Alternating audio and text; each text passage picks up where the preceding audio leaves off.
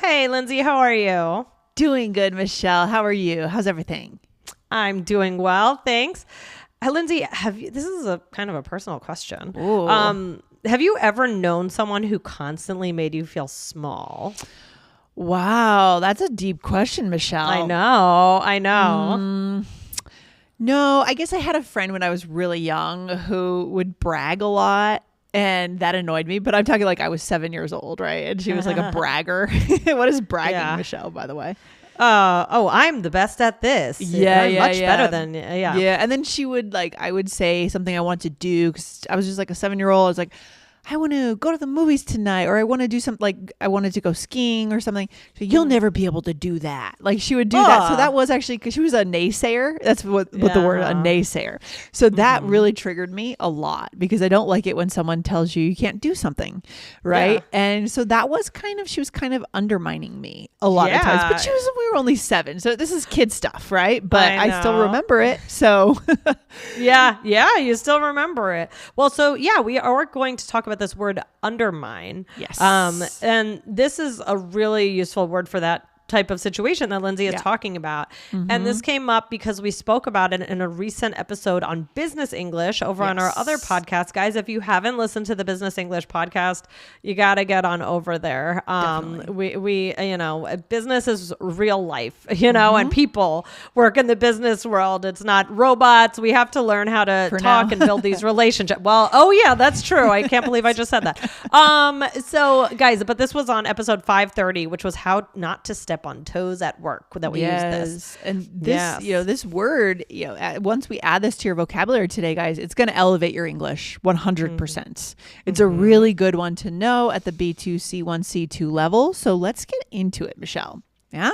Okay. Yes. So, according to the dictionary, we would define undermine as to make something, especially somebody's confidence or authority, gradually weaker or less effective. Wow. It sounds manipulative in a way, doesn't it? Yeah. It's not great. So on that business English episode, we were talking about undermining someone's authority, which is very common to say that undermining someone's authority. It's like, someone's your boss, someone your teacher, whatever it is, and you're just kind of not doing what they say or making them look bad in some way. Yes, exactly. So we're going to get deeper into this in just a minute, but I do want to take an important minute to call out our amazing listeners who took the time, Michelle, to go and leave us a review. These reviews came from Apple Podcasts. So guys, we love it when we see your ratings and your reviews of the show because it tells us if are we on track with the show, right? What do you want to hear? You can ask your question inside your review. So this review comes from Smile from China on January 5th. 5-star review. Amazing. Oh, wow. Thank you. And from Hungary, English was Speak You from January 4th in Apple Podcasts. This person says, your podcast is always full of energy and tips. You provide such valuable resources for learners and teachers. This is a good show for teachers as well, guys. So if you're teaching, bring it into your classroom. Let your listeners know which episode you're going to talk about next week, right? Tell them to study the episode. It's a great content piece. So the point is, guys, if you love our show, go and leave us a review wherever you listen and be sure to hit follow right here on the show. All right. Absolutely. Thank you guys so much. Yes. So when you undermine someone, does it have to be super obvious that someone is being undermined? No, that's the cool thing about this, not the concept, but the word. Yeah. It's flexible. This could be very subtle. And it often is in the adult world. In the kids' world, like the story I opened up with, it was very obvious, right? Kids are very obvious, but adults are much more subtle at times. But we can recognize it and label it as undermining, right? Yes, right. And I mean, is it always intentional? If someone undermines someone else, is it always that they're manipulative? Manipulative? No, right. Manipulative is the worst version of it, right? Because it's calculated. You're trying to do it. You're scheming, but sometimes we're just undermining someone and not realizing we are. Yeah. Right. Like maybe if we're a manager, we are always checking our employees' work and we're undermining their confidence because we're not letting them have the independence. We're making them feel like we don't believe in them, right? Yeah. But it's just our own control issues, maybe, right? Yes. Yeah.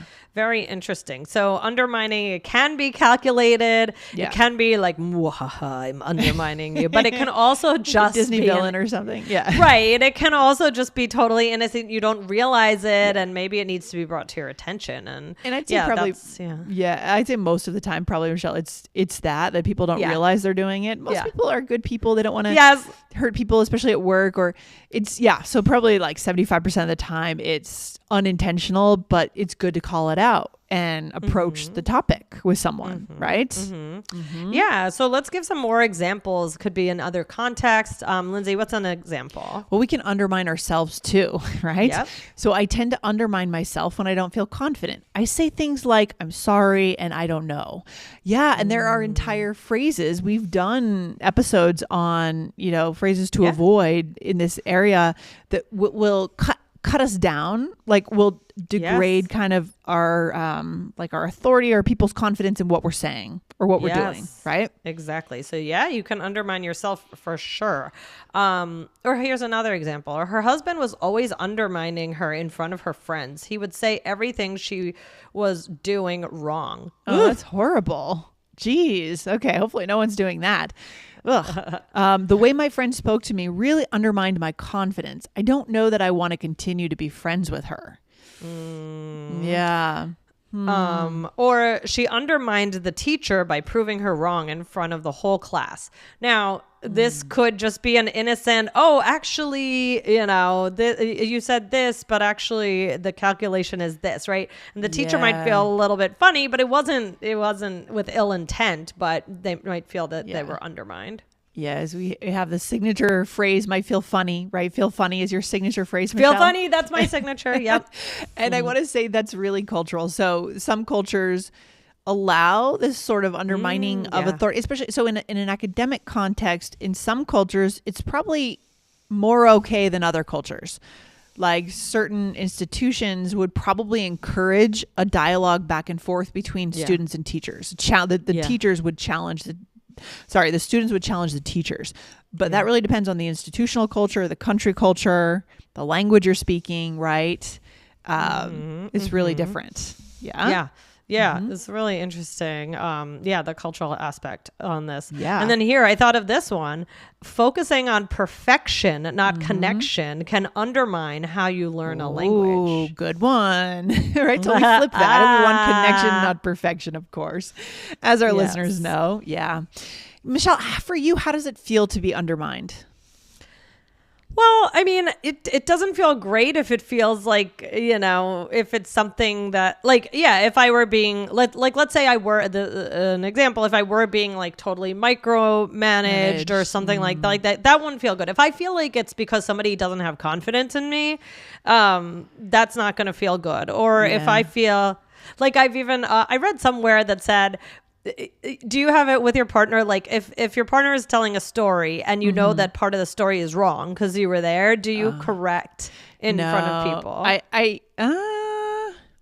It depends on who we're around. Like if we're around like family and it's really not going to make a difference in how they see my partner, I might. But if it's different friends that maybe don't know us as well, I might avoid that. Might let my partner just tell the story. Right. Right. Yeah. Right. Yeah. Because, I remember I read somewhere that said that, like, with your partner, like, you shouldn't correct them. Like, when they're, like, and it's hard because sometimes, if Dan's telling a story and he said, we were there back in 2015 or something, and I know it was 2017. It's like, it's that like, who cares? Like it doesn't, no one cares about the difference. But sometimes it's hard you just want to be like, oh no, actually, but I try sometimes if there's something like that to just say, okay, this isn't important. This has nothing to do with the story. It's a minor detail and I don't need to correct.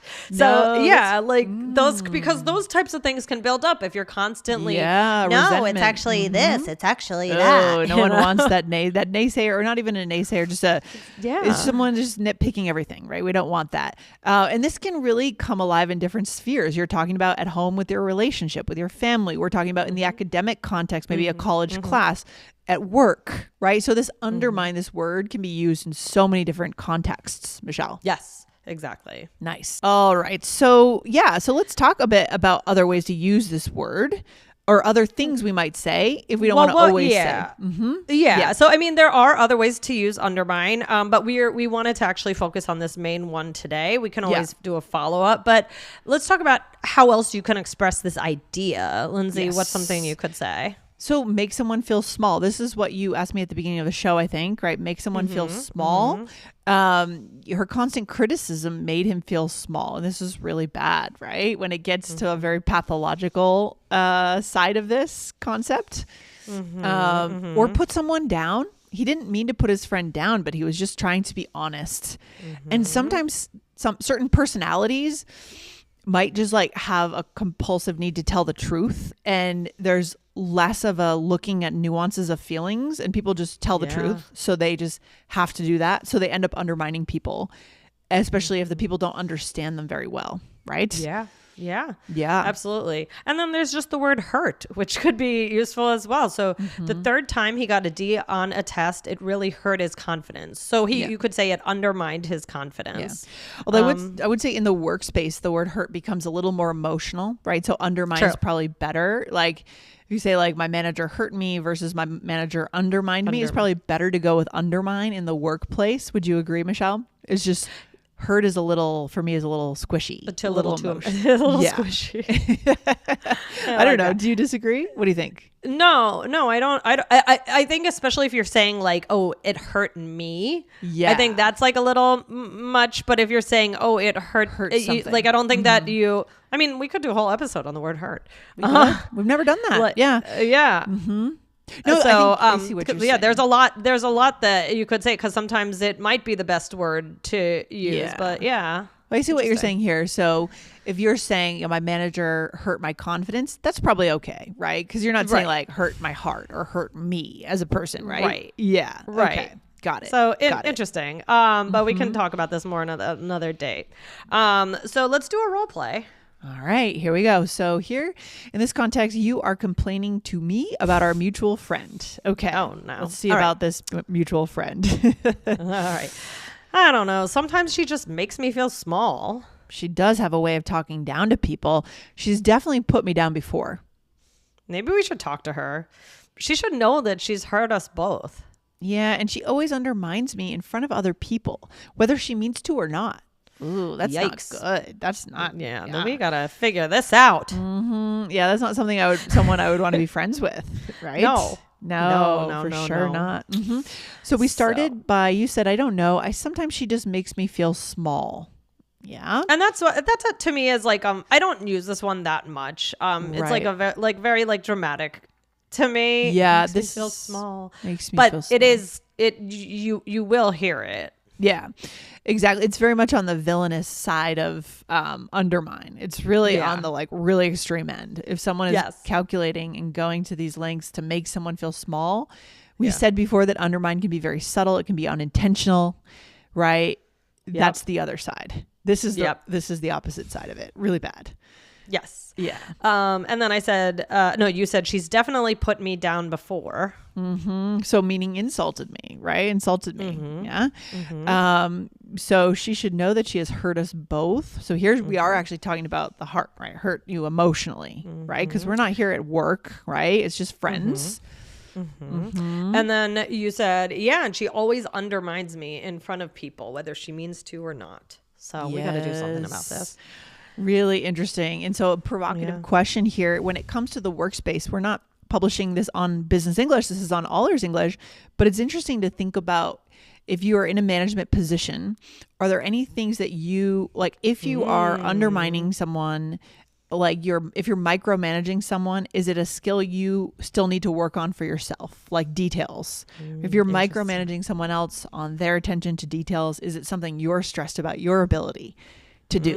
Is it a little bit of projection happening? Right? Yeah, that's what I was going to say. Interesting. That can happen. Yeah. And remember, you can check out that episode. It was 5:30 on Business English. Was how not to step on toes at work. All right. What should we leave our listeners with today, Lindsay? Well, I think that's kind of it. Like examining our own way of like what's going on in our own hearts. If we're like, if we seem to be undermining someone, is it coming from somewhere, something that needs to be addressed inside ourselves? That's the interesting thing, right? Yeah. If we address that, would that go away? Would that like undermining someone go away? So that's kind of like an internal thought today, I think. Yeah. Yeah, absolutely.